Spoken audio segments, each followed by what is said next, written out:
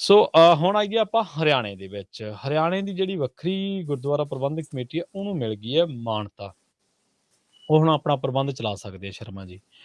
ਇਸ ਮਸਲੇ ਨੂੰ ਲੈ ਕੇ ਹਰ ਤਰ੍ਹਾਂ ਦੀ ਰਾਏ ਆ, ਹਰ ਦੀ ਆਪਣੀ ਵੱਖਰੀ-ਵੱਖਰੀ ਰਾਏ ਹੈ। ਝੀਂਡਾ ਸਾਹਿਬ ਨੇ ਇਸ ਮਸਲੇ ਨੂੰ ਲੈ ਕੇ ਬਹੁਤ ਸੰਘਰਸ਼ ਕੀਤਾ। ਦਾਦੂਵਾਲ ਸਾਹਿਬ ਨੇ ਵੀ ਨੈਰੇਟਿਵ ਸਿਰਜਣ ਦੇ ਵਿੱਚ ਤਾਂ ਖਾਸੀ ਮੁਸ਼ੱਕਤ ਕੀਤੀ ਹੈ। ਖੈਰ, ਹੁਣ ਜਿੱਦਣ ਦੀ ਮਾਨਤਾ ਮਿਲੀ ਹੈ, ਸਮਝ ਨਹੀਂ ਆ ਰਹੀ ਵੀ ਦਾਦੂਵਾਲ ਖੁਸ਼ ਨੇ ਜਾਂ ਝੀਂਡਾ ਸਾਹਿਬ ਖੁਸ਼ ਨੇ, ਅੰਦਰੋਂ ਖੁਸ਼ ਨੇ ਜਾਂ ਬਾਹਰੋਂ ਖੁਸ਼ ਨੇ? ਪ੍ਰਵੀਨ ਜੀ, ਇਸ ਗੱਲ ਦੀ ਤਾਂ ਖੁਸ਼ੀ ਆ ਉਹਨਾਂ ਨੂੰ ਕਿ ਸਾਨੂੰ ਹਰਿਆਣੇ ਨੂੰ ਵੱਖਰੀ ਗੁਰਦੁਆਰਾ ਪ੍ਰਬੰਧਕ ਕਮੇਟੀ ਮਿਲ ਗਈ। ਹਾਂਜੀ। ਇਸ ਗੱਲ ਦੀ ਤਾਂ ਖੁਸ਼ੀ ਹੈ ਕਿ ਅਸੀਂ ਹੁਣ ਕੇਂਦਰ ਸਰਕਾਰ ਦੇ ਖਾਸ ਹੋ ਗਏ, ਅਸੀਂ ਖੱਟਰ ਸਰਕਾਰ ਦੇ ਖਾਸ ਹੋ ਗਏ, ਇਸ ਗੱਲੋਂ ਤਾਂ ਖੁਸ਼ ਨੇ ਉਹ। ਸੋ ਇਹ ਰਾਜਨੀਤੀ ਗੋਟੀਆਂ ਹੀ ਨੇ ਕਿ ਜਿਵੇਂ ਉਹਨਾਂ ਨੂੰ ਲੱਗਦਾ ਸੀ ਕਿ ਬਾਦਲ ਟੱਬਰ ਦੀ ਝੋਲੀ 'ਚ ਹੈ ਸ਼੍ਰੋਮਣੀ ਕਮੇਟੀ, ਉਵੇਂ ਹੁਣ ਹਰਿਆਣਾ ਗੁਰਦੁਆਰਾ ਪ੍ਰਬੰਧਕ ਕਮੇਟੀ ਕਿਤੇ ਨਾ ਕਿਤੇ ਭਾਜਪਾ ਦੀ ਝੋਲੀ 'ਚ ਹੈ, ਕੋਈ ਦੋ ਰਾਏ ਨਹੀਂ। ਤੇ ਇਹਦੇ ਉੱਤੇ ਰਾਜਨੀਤੀ ਵੀ ਹੋਣੀ ਹੈ, ਇਹਦੇ ਨਾਂ ਤੇ ਵੋਟਾਂ ਵੀ ਬਟੋਰਨ ਦੀ ਕੋਸ਼ਿਸ਼ ਹੋਣੀ ਹੈ, ਆਉਂਦੇ ਸਮੇਂ 'ਚ ਵੀ ਬਹੁਤ ਕੁਛ ਹੋਣਾ। ਪਰ ਦੋਏ ਲੀਡਰ ਅੰਦਰੋਂ ਦੁਖੀ ਨੇ ਜਾਂ ਫਿਕਰਮੰਦ ਨੇ ਨਹੀਂ ਪਤਾ, ਪਰ ਬਾਹਰੋਂ ਖੁਸ਼ ਨੇ। ਅੰਦਰੋਂ ਦੁਖੀ ਤੇ ਫਿਕਰਮੰਦ ਸਿਰਫ ਪ੍ਰਧਾਨਗੀ ਦੀ ਕੁਰਸੀ ਨੂੰ ਲੈ ਕੇ ਨੇ ਕਿ ਕੌਣ ਬੈਠੇਗਾ।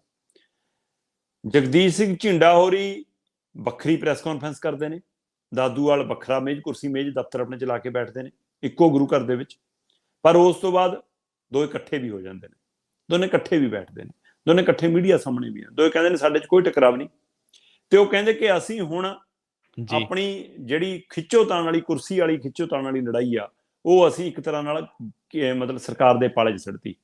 ਅਸੀਂ ਕਹਿੰਦੇ ਜੀ ਕਿ ਸਰਕਾਰ ਸਾਨੂੰ ਦੱਸੇ ਕਿ ਕਿਵੇਂ ਚਲਾਉਣੀ ਆ, ਨਵਾਂ ਇਜਲਾਸ ਬੁਲਾਉਣਾ, ਨਵਾਂ ਇਜਲਾਸ ਬੁਲਾ ਲਓ, ਦੁਬਾਰਾ ਚੋਣ ਕਰਾਉਣੀ ਆ, ਦੁਬਾਰਾ ਚੋਣ ਕਰਾ ਲਓ, ਪੁਰਾਣੀ ਕਮੇਟੀ ਨੂੰ ਮਾਨਤਾ ਦੇਣੀ ਹੈ, ਕਦੋਂ ਤੱਕ ਦੇਣੀ ਆ ਉਹ ਦੱਸ ਦਿਓ।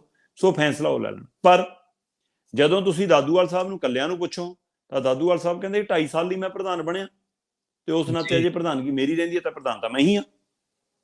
ਤੁਸੀਂ ਜਗਦੀਸ਼ ਝਿੰਡਾ ਨੂੰ ਪੁੱਛੋ, ਜਗਦੀਸ਼ ਝਿੰਡਾ ਕਹਿੰਦਾ ਕੋਰਟ ਦਾ ਫੈਸਲਾ ਤਾਂ ਸੁਣ ਲਓ, ਕੋਰਟ ਨੇ ਕਿਹਾ ਕਿ 2014 ਵਾਲੀ ਕਮੇਟੀ ਨੂੰ ਮਾਨਤਾ ਦਿੰਦੇ ਆ ਤੇ 2014 ਵਾਲੀ ਕਮੇਟੀ ਦਾ ਪ੍ਰਧਾਨ ਮੈਂ ਸੀ, ਤੇ ਇਸ ਲਈ ਕਹਿੰਦੇ ਕਿ ਫਿਰ ਤਾਂ ਪ੍ਰਧਾਨਗੀ ਮੇਰੀ ਆ।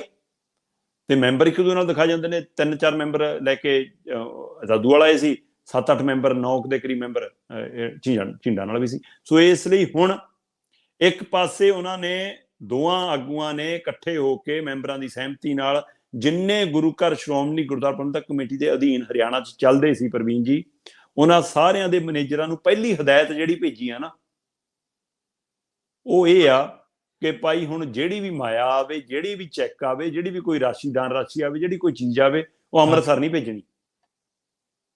ਸੋ ਪਹਿਲਾ ਹੁਕਮ ਆ ਕੀਤਾ। ਸੇਵਾ ਸੰਭਾਲ ਦਾ ਕੋਈ ਵਿਦਿਆਰਥੀਆਂ ਲਈ, ਬੱਚਿਆਂ ਲਈ, ਸਿੱਖ ਵਿਦਿਆਰਥੀਆਂ ਲਈ, ਸਿੱਖ ਪਰਿਵਾਰਾਂ ਲਈ, ਕੋਈ ਧਰਮ ਪ੍ਰਚਾਰ ਦੀ, ਕੋਈ ਸਿੱਖਿਆ ਦੀ, ਕੋਈ ਉਹ ਧਰਮ ਪ੍ਰਚਾਰ ਦੇ ਫੈਲਾਅ ਦੀ, ਉਹ ਪ੍ਰਚਾਰ ਪ੍ਰਸਾਰ ਦੀ ਕੋਈ ਜਿਹੀ ਗੱਲ ਨਹੀਂ ਕੀਤੀ। ਪਹਿਲੀ ਗੱਲ ਇਹੀ ਨਿਰਦੇਸ਼ ਲਾਇਆ ਕਿ ਭਾਈ ਹੁਣ ਜਿਹੜੀ ਵੀ ਦਾਨ ਰਾਸ਼ੀ ਆਊਗੀ, ਚੈੱਕ ਆਵੇ, ਪੈਸੇ ਦੇ ਰੂਪ 'ਚ ਆਵੇ, ਕਿਸੇ ਹੋਰ ਚੀਜ਼ ਦੇ ਰੂਪ 'ਚ ਆਵੇ, ਉਹ ਅੰਮ੍ਰਿਤਸਰ ਨਹੀਂ ਭੇਜਣੀ। ਠੀਕ ਹੈ ਜੀ।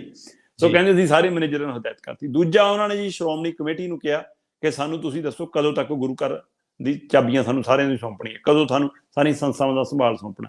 ਤੀਸਰੇ ਪਾਸੇ ਉਹਨਾਂ ਨੇ ਗੇਂਦ ਖੱਟਰ ਸਰਕਾਰ ਦੇ ਪਾਲੇ 'ਚ ਪਾਤੀ। DC ਨੂੰ ਬਕਾਇਦਾ ਉਹਨਾਂ ਨੇ ਮਤਲਬ ਕਿ ਅਪੀਲ ਕੀਤੀ ਹੈ ਕਿ ਸਾਡਾ ਆਮ ਇਜਲਾਸ ਬੁਲਾਇਆ ਜਾਵੇ, ਆਮ ਇਜਲਾਸ ਦੇ ਵਿੱਚ ਦੁਬਾਰਾ ਇਕੱਠ ਕਰਕੇ ਅਸੀਂ ਦੁਬਾਰਾ ਨਵੀਂ ਕਮੇਟੀ ਚੁਣੀਏ, ਨਵੇਂ ਡੈਲੀਗੇਟ ਚੁਣੀਏ, ਨਵੇਂ ਮੈਂਬਰ ਚੁਣੀਏ ਤੇ ਉਹਨਾਂ 'ਚ ਦੁਬਾਰਾ ਪ੍ਰਧਾਨ ਚੁਣੀਏ। ਤੇ ਜੇਕਰ ਪੁਰਾਣੇ 'ਚੋਂ ਤਾਂ ਸਾਨੂੰ ਦੱਸਿਆ ਜਾਵੇ ਕਿ ਝਿੰਡਾ ਹੋਰੀ ਪ੍ਰਧਾਨ ਰਹਿਣਗੇ 2014 ਦੇ ਹਿਸਾਬ ਨਾਲ, ਜਾਂ 2.5 ਸਾਲਾਂ ਦੇ ਹਿਸਾਬ ਨਾਲ ਦਾਦੂਵਾਲ ਨੂੰ ਪ੍ਰਧਾਨਗੀ ਰੱਖਣੀ ਹੈ। ਸੋ ਕਿਤੇ ਨਾ ਕਿਤੇ ਟਕਰਾਵ ਤੋਂ ਬਚੇ ਨੇ, ਚੰਗੀ ਸਥਿਤੀ ਆ। ਇਕੱਠੇ ਬਹਿਣਾ ਇਹ ਸੁੱਖ ਦੀ ਖਬਰ ਹੈ ਕਿ ਇਕੱਠੇ ਨੇ। ਘੱਟੋ ਘੱਟ ਜੇ ਟਕਰਾਅ ਹੁੰਦਾ ਤਾਂ ਇੱਕ ਹੋਰ ਬਦਨਾਮੀ ਦਾ ਕਾਰਨ ਬਣਦਾ। ਪਰ ਅਜੇ ਸ਼੍ਰੋਮਣੀ ਗੁਰਦੁਆਰਾ ਪ੍ਰਬੰਧਕ ਕਮੇਟੀ ਨੇ ਅੱਜ ਆਪਣੀ ਕਾਰਜਕਾਰਨੀ ਦੀ ਬੈਠਕ ਬੁਲਾਈ ਹੈ ਪ੍ਰਵੀਨ ਜੀ, ਤੇ ਉਸ ਬੈਠਕ ਦੇ ਵਿੱਚ ਅੱਜ ਅਗਲੀ ਰੂਪਰੇਖਾ ਕਿ ਕਿਵੇਂ ਇਸ ਨੂੰ ਚੈਲੰਜ ਕਰਨਾ, ਕਿਵੇਂ ਅੱਗੇ ਪਟੀਸ਼ਨ ਪਾਉਣੀ ਹੈ, ਰਿਵਿਊ ਪਟੀਸ਼ਨ ਕਿਵੇਂ ਪਾਉਣੀ ਹੈ, ਉਹਦੇ ਤੇ ਜਾਂ ਕਿਹੜੀ ਰਣਨੀਤੀ ਤਹਿਤ ਅੱਗੇ ਵਧਣਾ, ਕੀ ਸੇਵਾ ਸੰਭਾਲ ਅੱਜ ਸੌਂਪ ਦੇਣੀ ਹੈ ਜਾਂ ਟਕਰਾਅ ਵੱਲ ਵਧਣਾ, ਕਿਹੜੀ ਸਥਿਤੀ ਆ, ਆਪਣੇ ਆਪ ਨੂੰ ਖੁਦ ਨੂੰ ਤੋਲਣ ਲਈ, ਨਾਪਣ ਲਈ, ਆਪਣੀ ਸਥਿਤੀ ਨੂੰ ਸਮਝਣ ਲਈ ਅੱਜ ਸ਼੍ਰੋਮਣੀ ਗੁਰਦੁਆਰਾ ਪ੍ਰਬੰਧਕ ਕਮੇਟੀ ਬੈਠਕ ਕਰ ਰਹੀ ਹੈ। ਉਸ ਤੋਂ ਬਾਅਦ ਸਥਿਤੀ ਸਾਫ਼ ਹੋਏਗੀ ਕਿ ਮਾਮਲਾ ਕਿੱਧਰ ਨੂੰ ਜਾਏਗਾ।